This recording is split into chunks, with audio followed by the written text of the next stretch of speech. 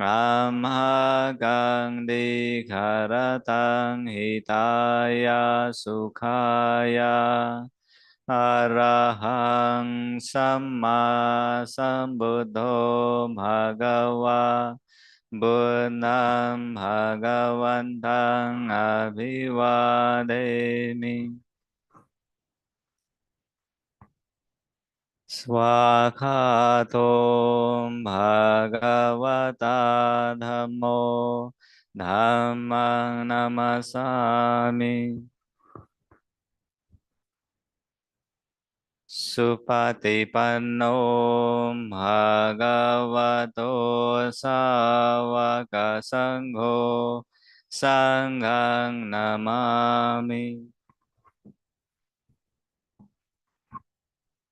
Annamayam Buddhasam Bhagavato Pubbavaganamakarang Karomase Namo Tassa Bhagavato Arahato Samma Sambuddhassa Namo Tassa Bhagavato Arahato Samma Sambuddhassa Namo Tassa Bhagavato Arahato Samma Sambuddhassa Annamayang Buddhanusatena yang karomase Tangko panam bhagavantang evang galayano kiti sado apugato iti piso bhagava arahang samma sambuddho Vijacharana sampanno sugato lokavidu Anutaro Purisa Dhammasarati Satha Deva Manusana Buddho Bhagavati Annamayang Buddha Vigiting Karomase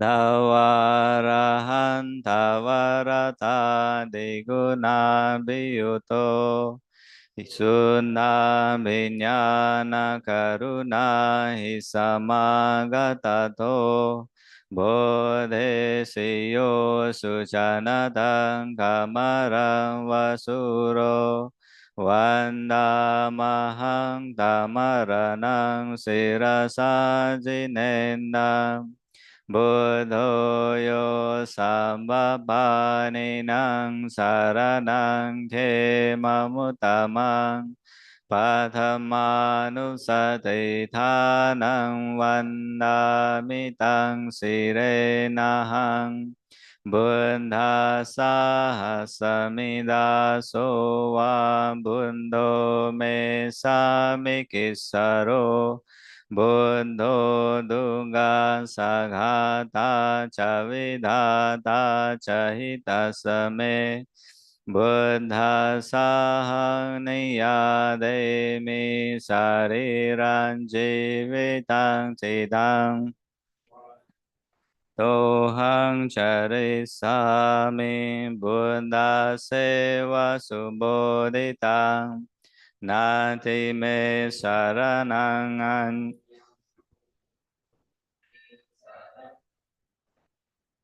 Etena Sachavajena Vadhayang Satu Sasane Buddhame Vandamanena Yam Punyam Pasutang Ida Sabe Piyantaraya Me Mahesung Tasate Jasa Kaina Vachaya Vacetasa Va Buddhe Gukamam Bhagatam Mayayang Buddho Padiganhatu Vachayantang Kalantare Samvaritung Buddhe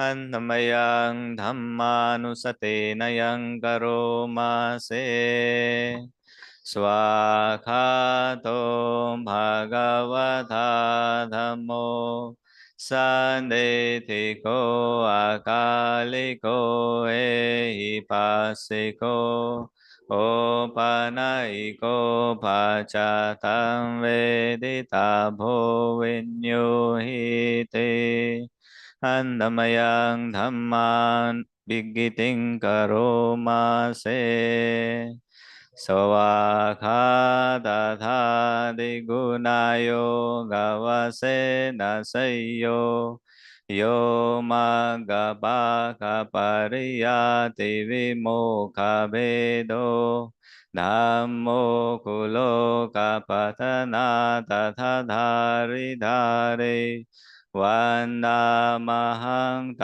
มหารังวรธัมมเมธังธัมโมโยสัพพปานินังสารนังเขมมุตตมังดุติยานุสติทานังวันดามิตังสิเรนะหังธัมมัสสะหัสสมิดาโสวะธัมโมเมสามิกิสโรธัมโมดุขัสสะฆาตาจวิดาตาจหิตัสสะเมธัมมัสสะหังนิยาเดมิสรีรังชีวิตังจิตังวันนันโตอังชริสามิธัมมาเสวสุธัมมตังนาทิเมสารนังอัญญัง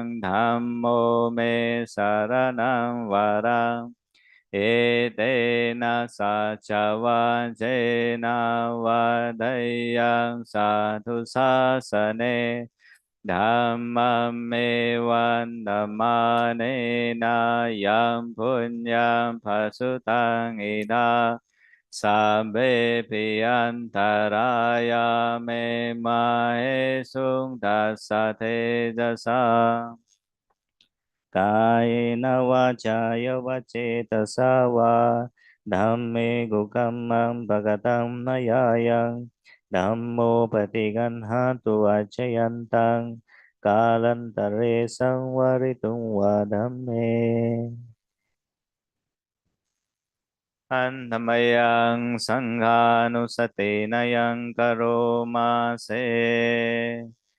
สุปฏิปันโนภะคะวะโตสาวกสังโฆอุชุปฏิปันโนภะคะวะโตสาวกสังโฆญาณปฏิปันโนภะคะวะโตสาวกสังโฆสามิจิปฏิปันโนภะคะวะโตสาวกสังโฆยาดิดังจัตตาริปุริสายุกานิอัตถาปุริสาภุกลาเอสาภะคะวะโตสาวกสังโฆอาหุนยโยปาหุนยโยดาคินยโยอัญจลิการณิโยอนุตตรัมปุญญาเขตังโลกัสสติอันนมยังสังฆามบิกิติงกโรมาเสสัทธรรมโจสุปฏิปฏิกุณาภิยุโตโยนาวิโตอริยปุกลาสังฆเสโทศีลาดิธรรมปวราสยคายจิตโตวันดามหังตมริยานกนังสุสุทังสังโฆโยสัมปพานินังสารนังเขมมุตตมัง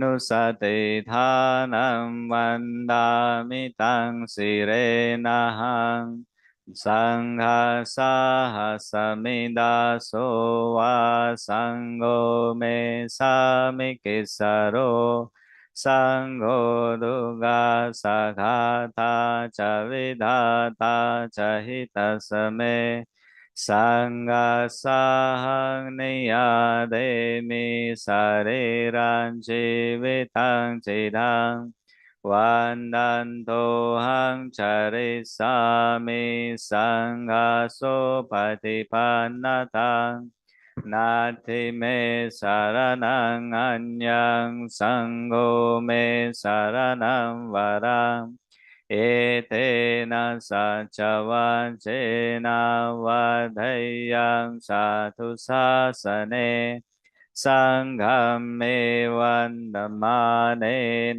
yam punyam pasutang ida Sabbe piyantaraya me mae sung tassade jasa Kaena vacaya vacetasa va Sanghe gugammam bhagatam mayayang Sangho patiganhatu vacayantang Kalantare samvaritum va sanghe.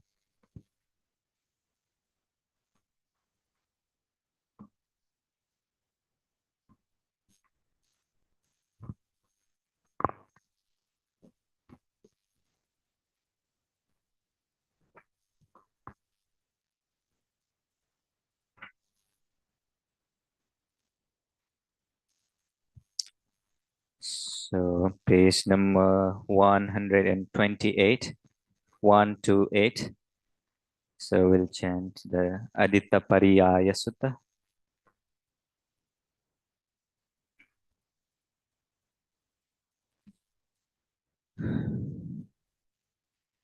Evam me sutang ekang samayam bhagava gaya Viharati gaya sisse sading bhikkhu sahasena tatra ko bhagava bhikkhu amante sisabam bhikkhave adita kinca bhikkhave sambang adita Cakkung bhikkhave aditang rupa adit Cakku viññānaṁ aditang cakku samhasso adit Yam pidang cakku samphassa paccaya upajati vedaitang sukhang va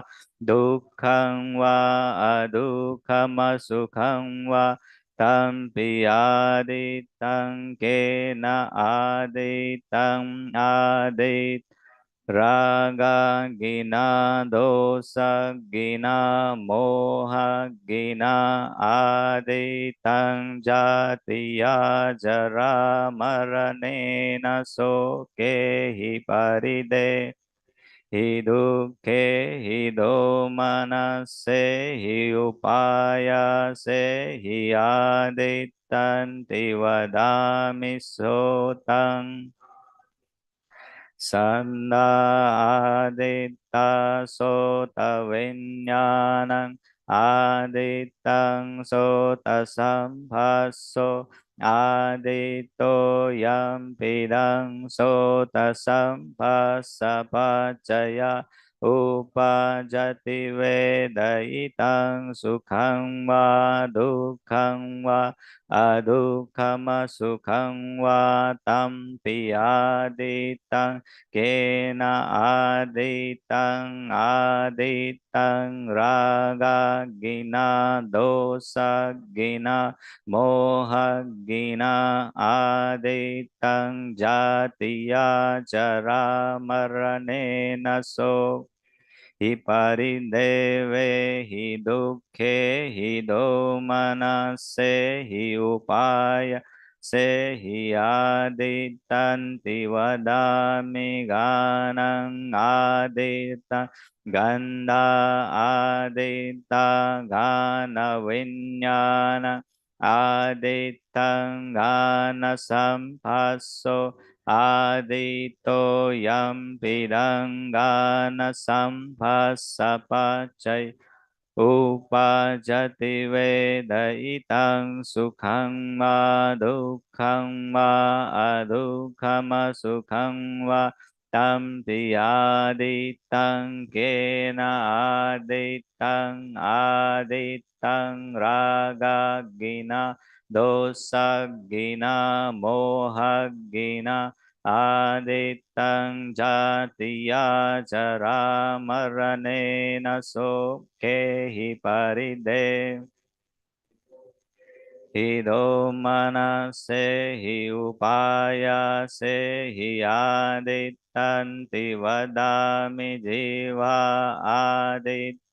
Rasa aditta jiva viññānaṃ adittaṃ jivha samphaso aditto yampidang jivha samphassapacaya upajjati vedaitāṃ sukhang va dukkhang va adukkama sukhang va Tampi aditang kena aditang aditang ragagina dosagina mohagina aditang jatiya jara maranena sokehi paride Kehi do manasehi upayasehi adittanti vadami kayo adit podhamba aditta kaya viññānaṃ adittang kaya samphaso adit Yampidang kaya samphassapacaya upajjati vedaitang sukhang va dukkhang va adukkama sukhang va tampi aditang kena aditang aditang ragagina dosagina mohagina Ādittaṃ jātiyā carā maranena sokehi paridevehi dukkehi domana upayasehi ādittanti vadami mano āditto dhamma ādittam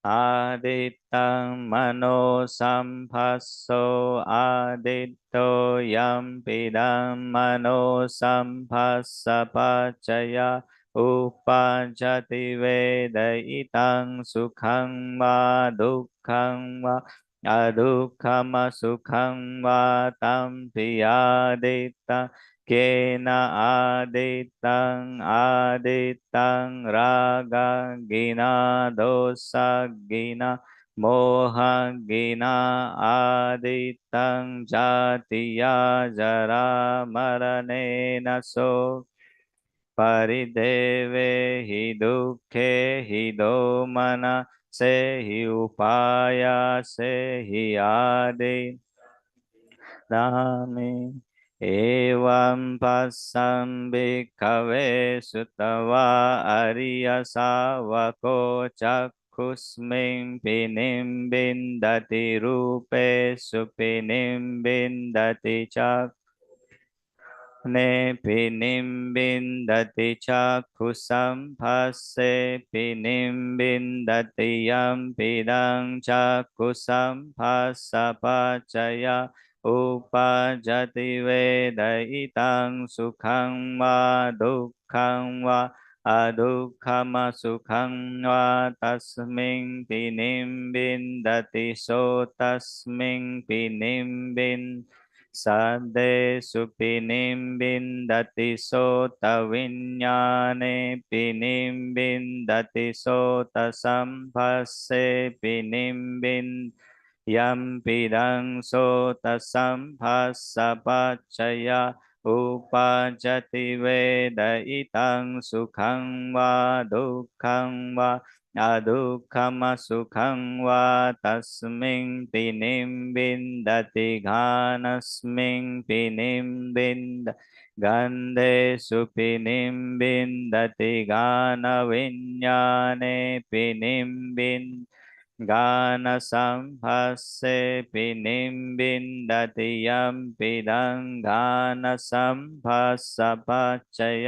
उपजति वेदयितं सुखं वा दुःखं वा अदुःखमसुखं तस्मिन् पिनिं विन्दति जीवाय पिनिं विन्दति रसेषु पिनिं विन्दति जीवा विज्ञाने पिनिं जीवा संहस्से पिनिं विन्दति यं विदं जीवा संहस्सपचय उपजति वेदयितं सुखं वा दुःखं वा अदुःखमसुखं वा तस्मिन् पिनिं विन्दति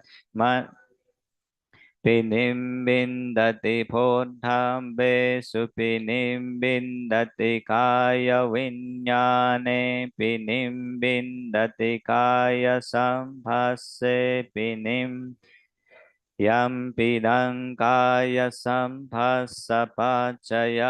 उपजति वेदयितं सुखं वा दुःखं अदुःखमसुखं वा तस्मिन् पिनिं विन्दति मनस्मिन् पिनिं विन्दति धम्मेषु पिनिं विन्दति मनोविज्ञाने पिनिं विन्दति मनोसंहस्से पिनिं यं पिदं मनोसंहस्सपचय उपजति वेदयितं सुखं वा दुःखं अदुःखमसुखं वा तस्मिन् पिनिं विन्दति निम्बिदं विरजति विमुचति विमुतस्मिन् विमुक्तम् इति ज्ञानं होति खिन्नाचाति उषितं ब्रह्मचर्यं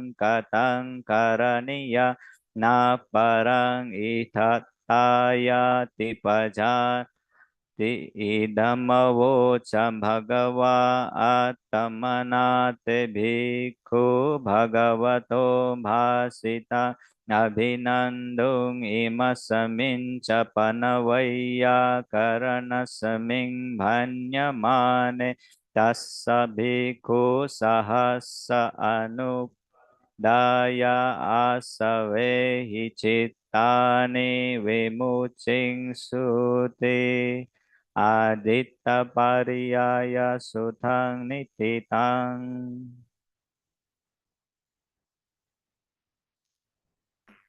Page number 34.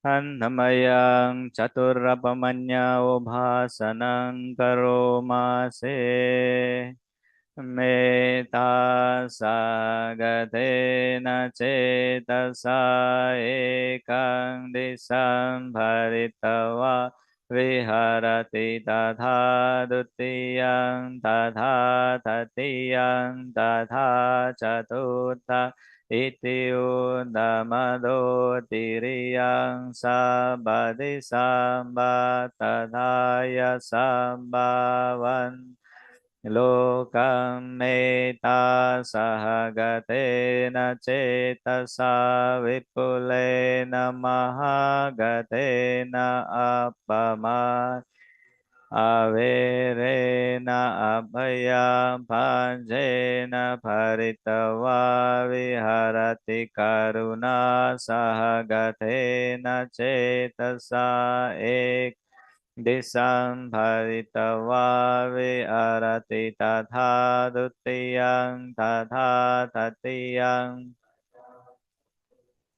Itiyo namado tiriyang sabadi sabatadaya sambavanta lokang karuna sahagatena cetasa vipulena mahagatena apama Averena abhaya pachena paritava viharati mudita sahagatena cetasa ekang disam paritava tatha dutiyang tatha tatiyang tatha chatutthang iti uddhamado tiriyang Bhatthāya sambhavantang lokam mudita sahagatena cetasa vipulena mahagatena appaman averena abhaya pachena paritava viharati upekha sahagatena cetasa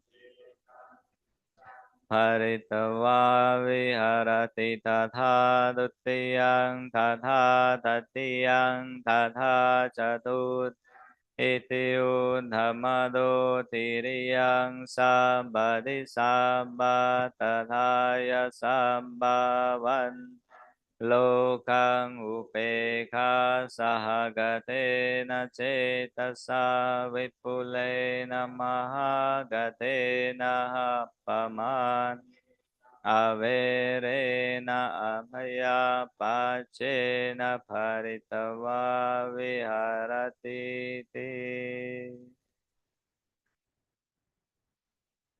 So we will sit quietly for half an hour and there will be a Dhamma talk.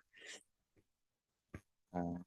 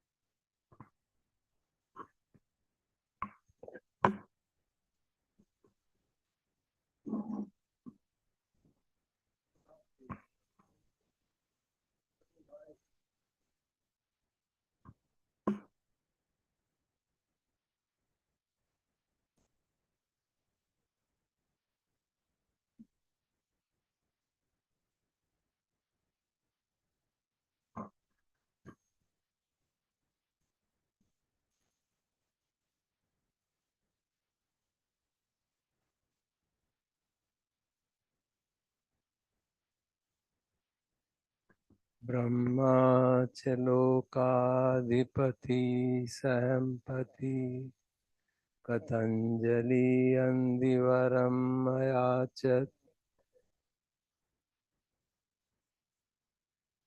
Santidh Satta Aparajjakha Jatika Dese Sudhammam Anukampimam Payam.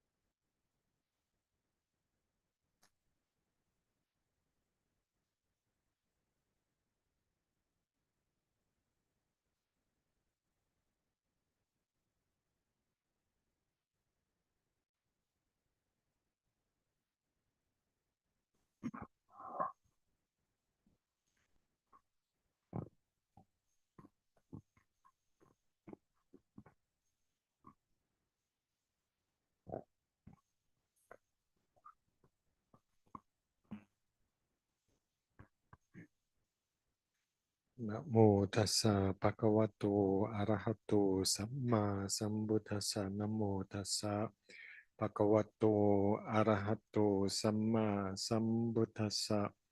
Namo tassa bhagavato arahato samma sambuddhassa. Buddhang dhammang sanghang namasami. Ito parang sakajang dhammo sotapoti. I'd like to ask permission from the Theras, Anutheras, and all the Upasakas, Upasikas gathered here, or the Upasaka, Upasikas and the Zoom meeting. This evening we talk about the third sermon that the Buddha gave, the third teaching, the Ādittapariyāya Sutta, the fire sermon as we know it.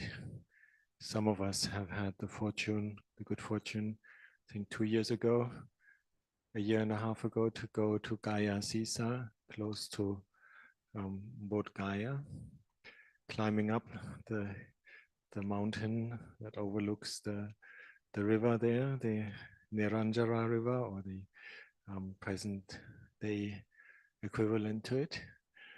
And we were then reading out the story of how the fire sermon was given and how the Buddha skillfully used the metaphor of fire and burning, because on Gaya Sisa, on the head of the Gaya mountain, there were the 3 Kassapa brothers, matted hair ascetics, practitioners of some cult or another, using fire sacrifice, fire worship as their practice. And so various very impressive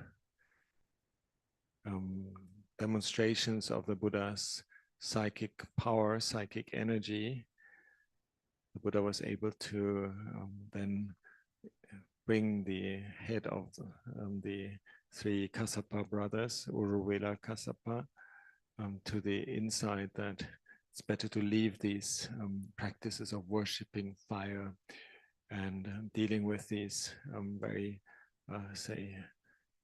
mystical elements of invoking certain powers and so forth.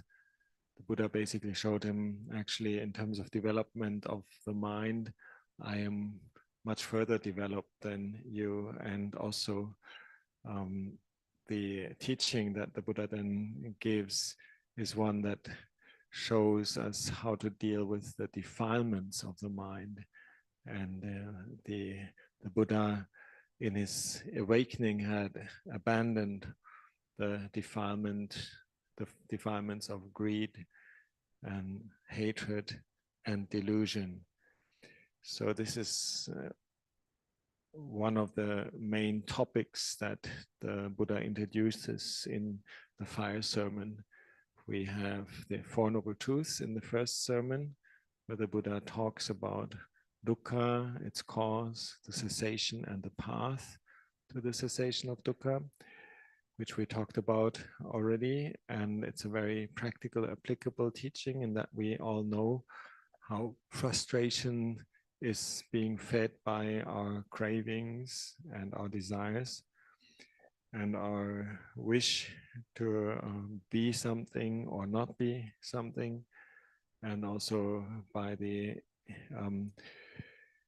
ignorance that we have around the processes which are insatiable and then leave us frustrated. And in the second sermon, the Buddha talked, as we heard yesterday, talked about the characteristics of impermanence and thus not self. That there isn't a single solid entity that is able to control the processes of nature, to have them become a certain way that we find agreeable and feel happy with, but that things are always changing.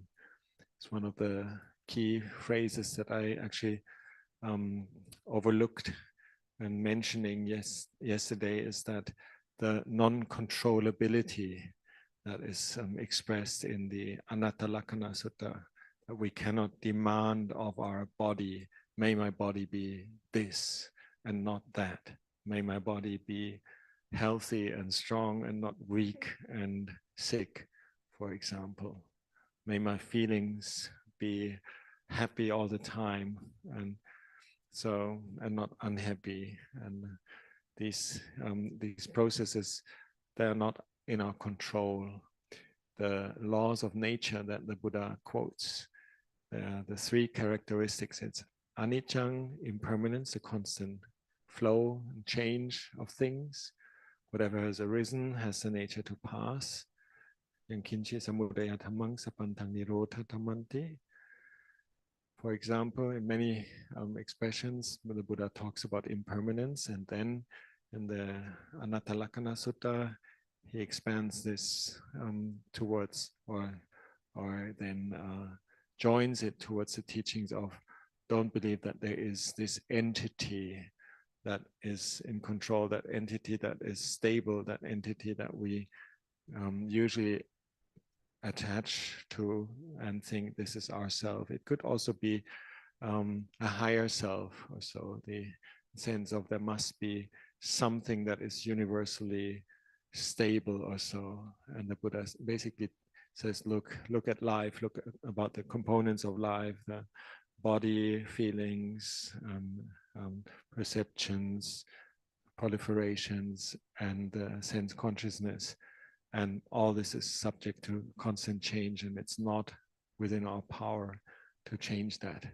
We can't change the changing nature of the world, basically. We can only go along with the change. So, and the third sermon then introduces this, these three mula kilesas, the three main defilements of the mind, which, can be expressed in many ways. Kilesas means defilements, impurities, or unclean or corrupted parts of our heart, of our mind. And the Buddha singles out a few of them in many discourses, and the root kilesas are raga, dosa, and moha. Raga is passion, or sometimes it's also mentioned or expressed as lopa, greed, or passion, or desire. Raga, like a really passion, like I'm basically being obsessed with positive feelings, is raga. Dosa is anger. Sometimes it's called kota, like to be angry, and sometimes it's any of the characteristics of the human mind that is bound to negative and destructive impact. This is the dosa area, anger or hatred even. And so we've got love and hate, basically. And then the third one is again delusion, moha. And so it's very important that the Buddha introduces them at this early stage, because actually in the Dhammacakkappavattana Sutta and the Ādittapariyāya Sutta, there isn't a mention of these three root kilesas. The Buddha talks about the cravings, for example, bhavatanha, vibhavatanha, wanting to be, wanting to have, wanting to get something, and vibhavatanha, not wanting to, or being negative and being on the negating side of things, out of the grasping at negativity, and so that it's related, and the terminology is obviously related. And then then there's the kama tanha, is the craving for sensuality in a very broad way. Kama is the sensual world, things that we contact through eye, ear, nose, tongue, body, and mind, and then crave for kama tanha. So the terminology is interrelated, obviously, and it is up to us which framework we use for our own practice. And particularly in the Thai forest tradition, this idea that there are kilesas that disturb the heart is very, very pronounced. It's almost like a little bit like it's almost like the kilesas are somehow almost a bit personified as like they are little devils that they spoil the purity of our heart, and you have to go to war against the kilesas. This is the language of the old teachers of the forest tradition, which obviously has time and place, and is also maybe skillful for certain character types. For example, if one is person that is quite lazy, indulgent, then to say, you got to do something, you got to stand up, you got to fight these things. You can't just sit there and wait. And then that's the right thing to arouse energy, arouse effort, and arouse a certain spirit of wanting to battle negative things. Yet I'm more of the school of saying, look, you know, this battlefield vocabulary is in itself somehow a bit heavy. I'd rather have like the more peace inclined say ways of speaking about it. For example, when the Buddha talks about disenchantment, it's a different quality than trying to fight and kill and get rid of. Disenchantment is a different quality. We had that already in the Ādittapariyāya Sutta, the nibbida, disenchantment, basically a sense of this can't be true, this can't be real, this can't be the whole story, this can't be the truth. And feeling somehow disappointed with the fake reality, and say the fake reality of the things that we desire, the fake reality of the things that we are averse to.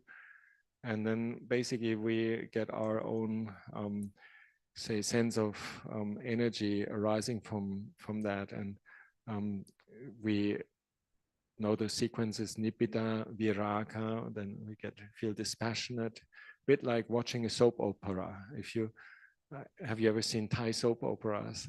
If you watch some of them, you feel dispassion. Actually, you would have to learn a whole language and get involved in the script play and invest a lot of like love and hate for the characters. And if you've done this with your Indian soap operas already and your Bollywood movies, basically, why would you then suddenly watch a Thai soap opera, invest all this effort into playing along the script and feeling happy and sad with the characters? And it's similar to when we see little kids play around. Yeah, in one way, it's if we have had our experiences already, and also our disappointments, and knowing that life is not just a game. It's not just about fantasy games or simple games. For example, this morning there was a little kid that had a tree, a branch of a tree that was forked in a way that it looked like a three-legged animal, and it was playing as if it was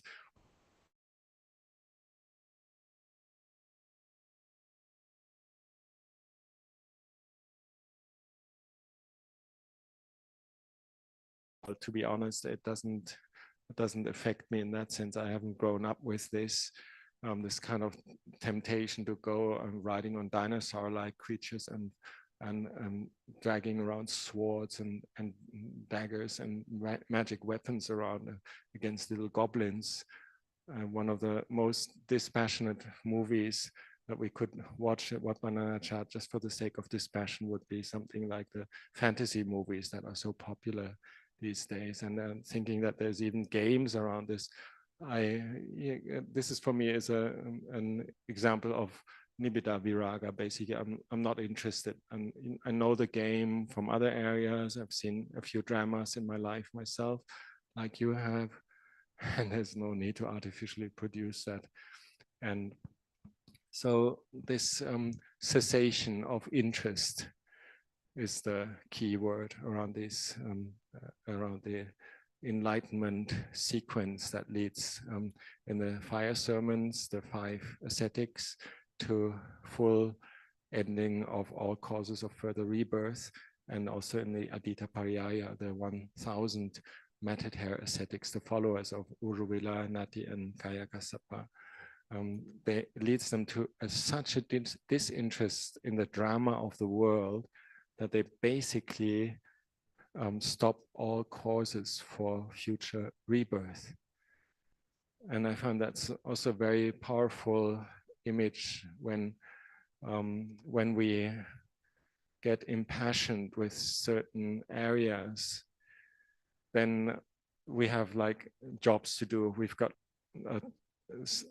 things, obligations to fulfill. It's our choice. It's a bit different than in the Ādittapariyāya Sutta, where things slip out of our hand because they're uncontrollable. But the Ādittapariyāya Sutta speaks about investing a certain sense of passion and interest or aversion into things. So the conversations I sometimes, and maybe you as well, have like with young people that are very intelligent, well studied and modern science oriented or so, and they meet somebody from a religious background, and they can't make sense of why we're doing this. They can kind of feel like a bit like, okay, it's interesting, it's maybe it's something popular, so to do meditation or so. But most people say, actually, I don't have any theory about what happens at the end of the life, of my life. Basically, I think we just die. That's it. And that's I feel it's not possible if one has all one's life has invested so much interest, so much energy, and then this energy suddenly gets the rug it's sitting on pulled away from it, basically, because the body it's got cancer, or the body is like in a car accident or so. Basically, all the interest, all the investment, all the craving, all the desire, all the passions that people have had are still there. And this mental energy is, our belief, gets manifest in a new form. It doesn't just die. You know, what dies is the physical aspects, or the sensory apparatus that we carry around, the ears and eyes, nose, they won't work anymore. But like the mental investment into it is still there. So that's our belief in line with the teachings of the Buddha, that this investment, this volitional energy that we put in there, especially all our life, that gets carried on.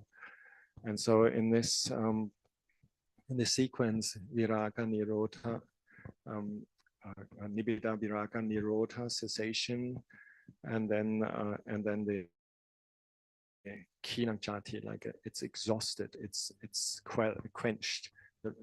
The future birth exhausted. There is no more. There is no further becoming, because there is no driving force behind it anymore. And this is like the happy end of these suttas, is that basically through this passion and, let's say, not investing into these silly games of love and hate, and these soap operas. I know life is more than a soap opera. I don't want to trivialize it, but like it's maybe an image, like, or through the time passing, that one isn't a little kid anymore and doesn't have the desire to play too much anymore. Like we wouldn't play with a stick, or with, some people wouldn't even play with cats and dogs anymore. Not interested, basically. Just kind of like indifferent. But we invest into other things, and we invest our passions into more sophisticated games, like, for example, maybe golf. There's certain people in the world that spend most of their working life on golf courses. so it happens in all age groups, or like watching other TV shows that are more thrilling, or having the drama in relationships. That's also something directly related to raga and dosa. So what the Buddha says in the fire sermon is everything is burning. There's this energy consuming everything. There's this passion, energy, both for positive and negative things, eating up everything. It's the notion of the fire metaphor is something of that, isn't something that keeps burning and overtaking. It's like grazing and spreading and insatiable. As long as there is fuel, then basically the fire just keeps burning, and it won't easily stop. By nature, the fire has got this like consuming attitude. And so we can say, okay, the Buddha says, what is this everything? If we split it up, it's the 6 external and internal senses, which you remember from the Ādittapariyāya Sutta, is one of the khandhas, of one of the life factors, five factors that constitute our life, basically. And there's like the 6 sense spaces, externally and internally. And there's this insatiability in there. So the And it's a very powerful thing to think as, yeah, it is actually really hot in that sense that there's energy behind it, there's fire behind it. It's not just a still thing. Even hatred is not such a still static force. It's dynamic. And then moha is obviously then the odd one out between the passions to in a positive way and the negative passions. But the way I understand moha is that disposition to not bother about these processes and thus be prone to further processes. For example, we just let the TV run while we actually need to sleep, or we got a smartphone besides us and we say we don't care. But actually we do care. As soon as it just buzzes, we're out of our peace. We can't sleep anymore. So we're deluding ourselves. We're saying we're not interested, but the potential these things have is still there. So that's the delusion part. The potential is there, and we think we're indifferent, but we aren't. And so it's quite a dangerous state as well. And it's also a potential. It's not like dynamic in itself, but it's a potential for any future open area where there could be the kindling of the fires of hate and love and hate. Basically, there's also the fires of moha, because we haven't overseen the danger, and we haven't cooled the flames of passion. We haven't cooled the flames of anger. And the interesting part of the analogy of the fire is that we all know that nibbana, the cooling or the extinguishing of the flame, is one of the main similes how the Buddha describes the ending of rebirth. Utter peace is like cool, and it's not hot. So the Ādittapariyāya Sutta shows what happens if we're not having nibbana. It shows the opposite. And then the Buddha is explicit about all the various aspects of our essential experience. For example, the eye sees something and we develop passions, rakaki, and the fire of, or dosaki, the fire of aversion, and mohaki. And then it's also the things that the eye is not just the eye itself, it's also the things that we see, that whatever is the objects that we get in contact, the sights, for example, like the rupang, the physical forms that we see, or the sounds that we hear. We've got the ear, that's a receptacle, and then we've got the sounds that we hear. And then, or we've got the capacity to taste things, and then we got the tastes, and we've got the nose here, and we've got the smells, and then we've got the sensory input system, the sense of touch, and then the things that we experience through touch, tangibles. And then we've got the mind, and then we've got the objects of the mind, which may be a bit more complicated to understand why that's one of the six senses in the Buddha's teachings. But it's something that we can also understand when we have the idea of like the mind is not the still mind, it's not the discerning mind, it's the mind that gets carried away, the mind that has objects which it craves for, fantasies which it spins, and there are various things that can be stored up in the mind that we actually consume, just like we consume sounds and sights. For example, I can still, to a certain level, hear in my mind the certain things that, or I can play around with my mind in a way. The hearing certain things is maybe the sota viññāṇaṃ.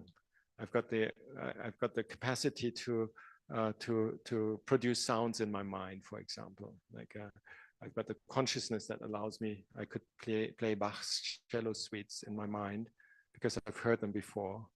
and or the lute suites, because I've played them before, basically, and the capacity is still there for that sensory input, and just the mere thought, maybe, yeah, like also maybe subject to another more analytical kind of like talk or topic, but what the mind can do by itself, like through anticipating certain things, that's the point. We anticipate something with the mind, certain mind objects. For example, we make plans or so, and then we got to have these plans realized, and that they can be plans that are going into the area of like love or hate, for example. And then again, the idea of moha also being like a fire is a simplistic way of thinking. If I just shut my eyes, shut my ears or so, I won't be affected by all this. This is utter delusion, basically. And that's also dangerous. It can also be consuming us. For example, to take drugs in order to not have to deal with reality. This is one of the myths as well, that modern people think if they die, so to say, peacefully because of all the Valium or all the opiates that the body has been given as painkiller, they think maybe then that's the last birth and the body dissolves. We believe it's not the case. It's just a temporary cover up of the dynamics of the body and so forth. It doesn't say that we're not allowed to have painkillers, obviously, and it's a very good thing in many ways that these things exist, but like we use them wisely, and we're aware that the problem hasn't been solved when we revert to this idea, I'll just dull myself, dull my mind, dull my faculties, and then I'll be okay.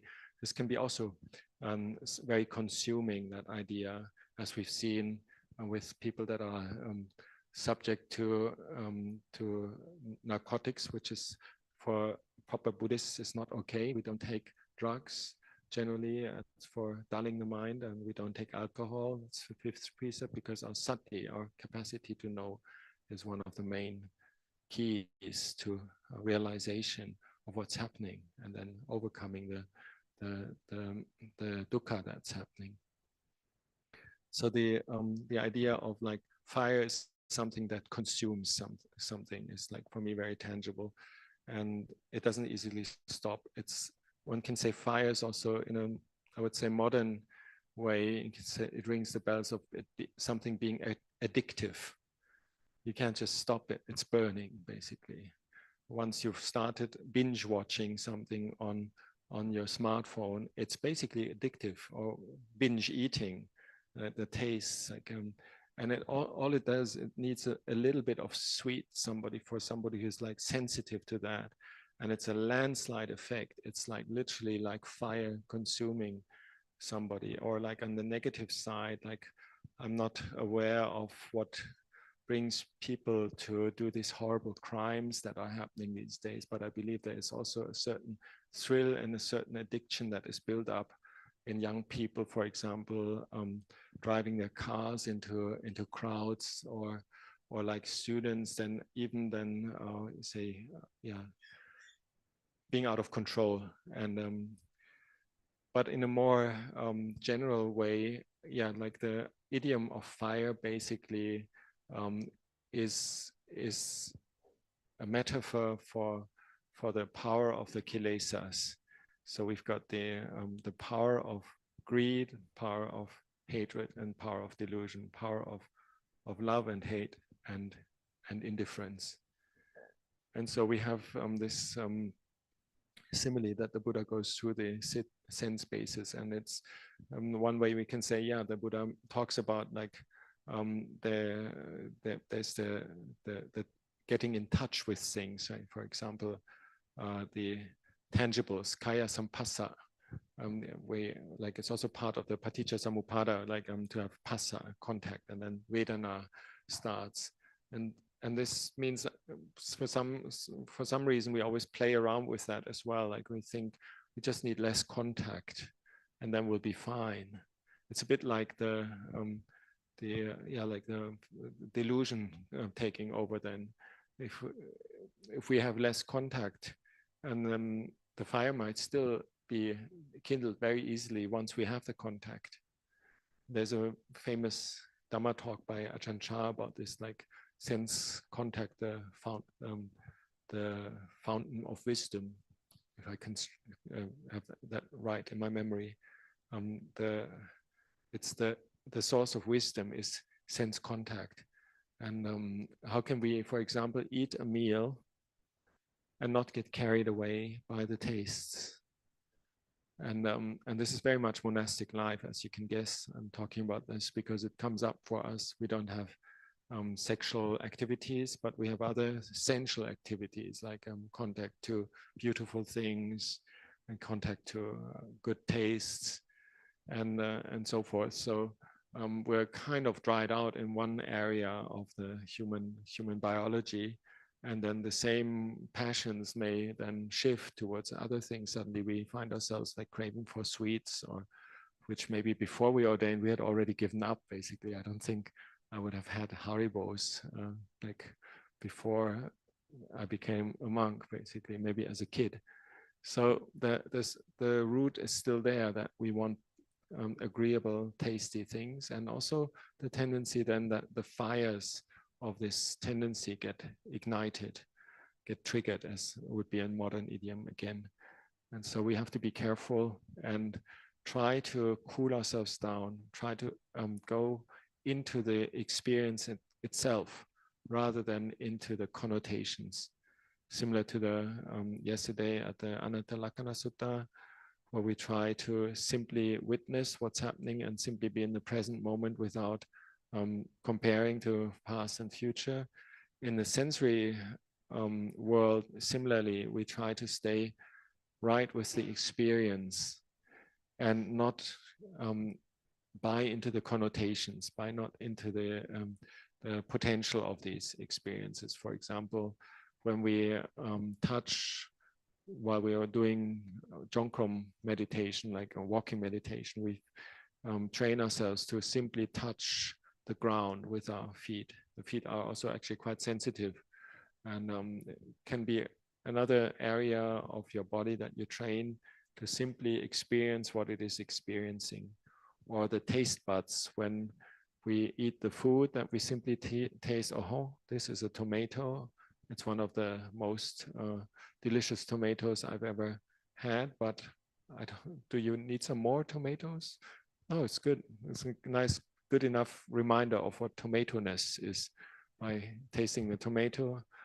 Then we get a reminder, aha, tomato, that's it, basically. In the tomato, there's just a tomato. So this is also a famous quote, actually.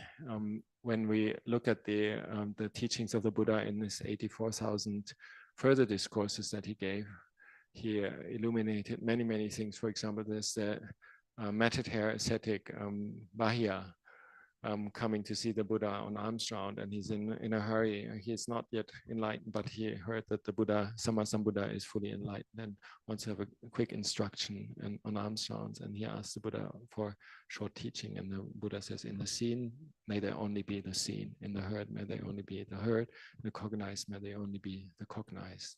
If you can practice this, Bahya, you will be, I forgot the ending, it's about like there will be neither this nor that, and you'll be free from the defilements or from becoming. Have to look it up. I didn't prepare this quote, but it fits exactly in there. If we can experience sounds or forms, sounds, tastes, smells, tangibles, and mind objects as what they are, without that sense of craving, that sense of passion or aversion, but simply take them with a possibly, yeah, just simply experiencing them. A bit like somebody, I don't know if you've done this when you're doing jogging and you're doing running, or like you're doing exercises. Sometimes just the mere fact of I'm exercising now, I'm moving now, is a very in itself sufficient experience. It's not while you're doing your stretches or your bendings or so that you constantly think I gotta do more of these. But like with the training of mindfulness and awareness about the body, then this can be such a fulfilling experience, just to do simply this very simple action, and then be happy with exactly that action, and not get consumed by the fire of like, if I do this so and so, I look like Arnold Schwarzenegger or somebody like that, which is not desirable after all anyway. Or like, don't have that projection in the future, or that idea. Or you don't train yourself if you're doing body awareness while you're exercising yourself. Possibly also many of you are doing yoga. You're not training yourself to in martial arts either. You're not using this energy for a purpose of hitting or defeating somebody. It's mainly the pure present moment enjoyment of that, what is happening by itself. And yes, we're not in control in that sense. And the same as for the Ādittapariyāya Sutta is true. Like, things may change and conditions may change. We may start our exercise and feel very, very present, but then something kicks in, and maybe the external heat is turned on, and we don't want to do it anymore, or something like that. Or maybe the phone rings, and we're not present anymore. So, but like generally, it's up to us while we're doing something anyway. Let's put it like this. For example, the monks having their meal 20 minutes a day, basically. We're doing this anyway. We might just simply just eat. And within the eating, there's simply the eating. And within the tasting, there's simply the tasting. And it doesn't mean that we need to be negative about ourselves and say, oh, I'm so bad because I still like the tomato. It could be that we like the tomato because it's just simply one of those sensations that is pleasant. Yeah, tomato. I mean, my sister never liked tomatoes. She was always averse. Just mentioning the word, she would run and throw a tantrum at my mother. And my brother, he didn't like cheese. So it was all perception. My mom then managed to find this type of cheese that my little brother, didn't know. And he just ate it and said, oh, interesting. And what was that, mommy? It was cheese. So without the makeup of like being averse and that investment into it, and the actual experience was actually quite okay. And so when we eat, basically, we don't have to feel averse to eating. We can just simply observe what's happening at the taste buds, and then we shift our investment of mindfulness and wisdom to another level than the sensual consumption. And basically we're in a state where we can just simply watch it, and we're independent of the object that hits us. And that's a very, very fulfilling experience.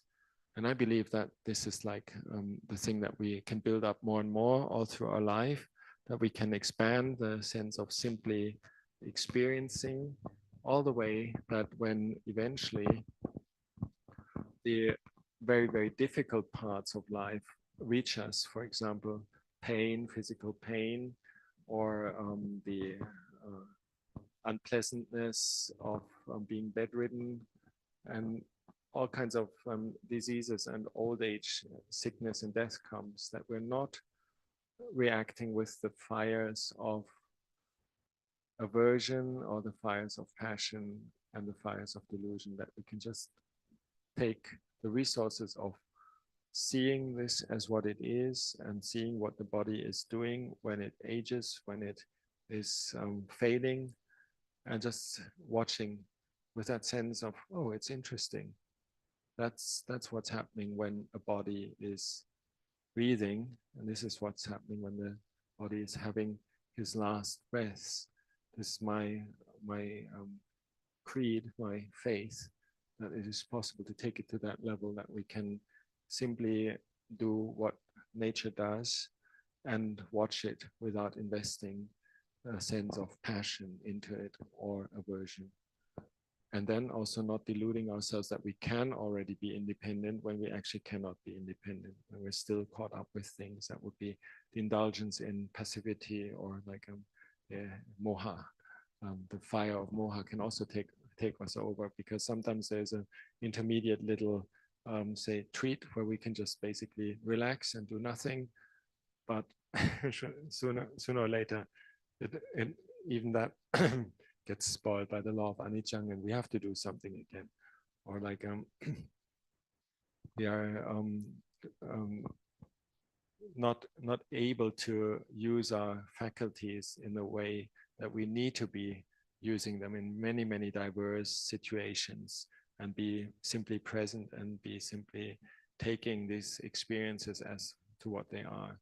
So in the Ādittapariyāya Sutta, the Buddha uses a drastic simile of fire, and then he goes through the 6 external and internal sense bases, and also talks about the effect of the contact, phassa, talks about the vijnana, and it says even whatever things arises about out of this sensual contact vijnana combination, whether it's dukkha, sukha, or neither sukha nor dukkha, we don't get carried away with it. We just practice. We just experience the nibbida, viraga, and nirodha. So we need a lot of skills. Like sometimes maybe in our practice we're more skilled in a certain area. I just, for example, singled out the food, which is a constant practice for the monks, and one that brings up emotions, because we're not even allowed to feel happy about our food somehow. But like, yeah, it's taking hold of the wrong end of the stick. We can just simply eat the food, and obviously food has to be coded as something desirable, so otherwise we wouldn't take it in. We would vomit, basically, which sometimes happens if food is poisoned. Actually, that the body can actually notice that, and then doesn't react with wanting to eat it. So, and then also singled out the example of like walking meditation, where you have like contact with the floor, or you can find countless interfaces with the sensory world that can teach you about how to simply take this as an experience and not invest a sense of addiction or craving into it. A bit like, yeah, we're fortunate in many ways that we are living in a world that isn't completely shut off. If we were in a prison cell without any contact or so, I'm not sure whether we would develop our meditation if we hadn't had any prior notice about what to observe or so, and not very high skills in being completely by ourselves. Then we probably wouldn't develop that necessity to work on things. Whereas if we have like this exposure to things, that phassa, that exposure to sounds every now and again, or tastes every now and again, or forms, beautiful or unbeautiful things, aesthetically pleasing forms or displeasing sights, basically. For example, garbage. We didn't have that, then we wouldn't know our reactions, and we wouldn't know how easily the fires of raga and dosa and moha get kindled.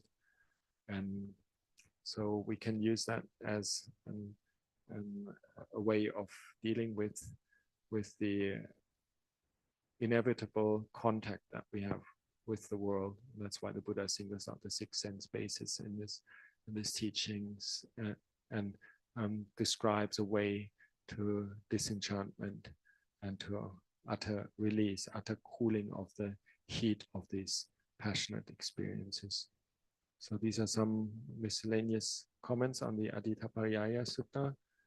I'm sure that in the course of these 3 Dhamma talks, I've omitted many things, and possibly also not fully elaborated clearly enough.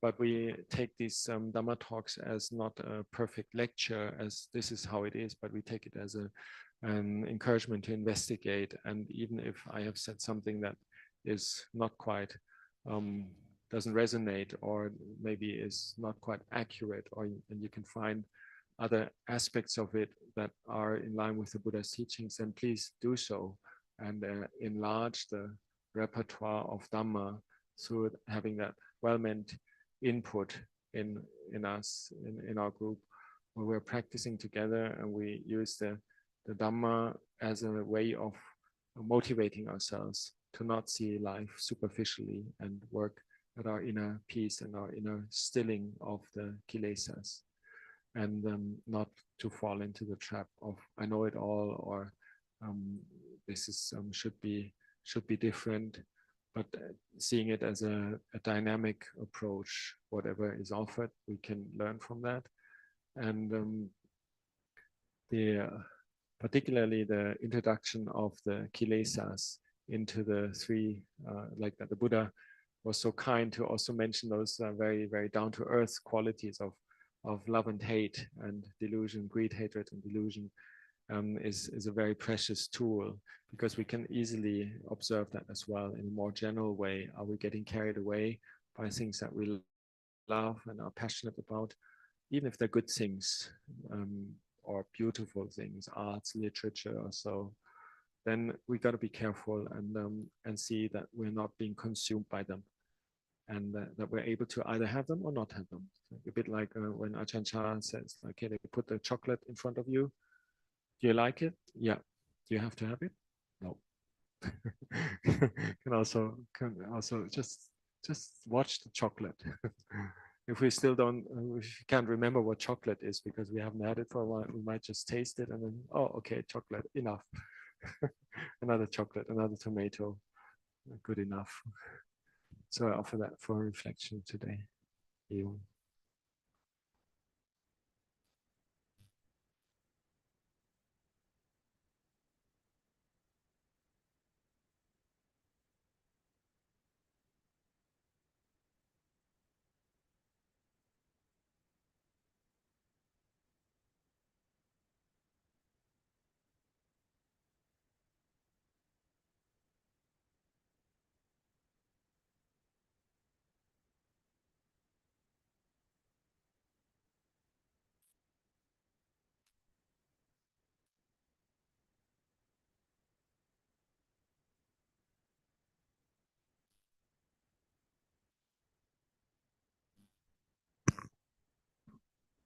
Arahang Samma Sambuddho Bhagava Buddham Bhagavantang Abhivademi Swakhato Bhagavata Dhammo Dhammang Namasami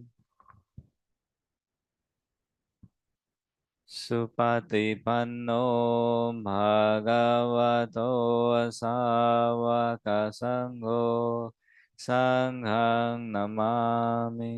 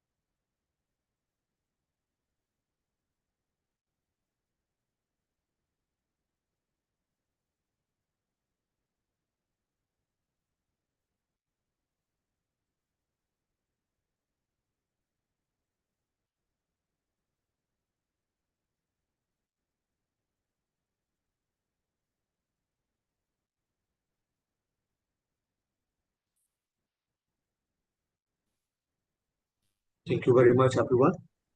Right?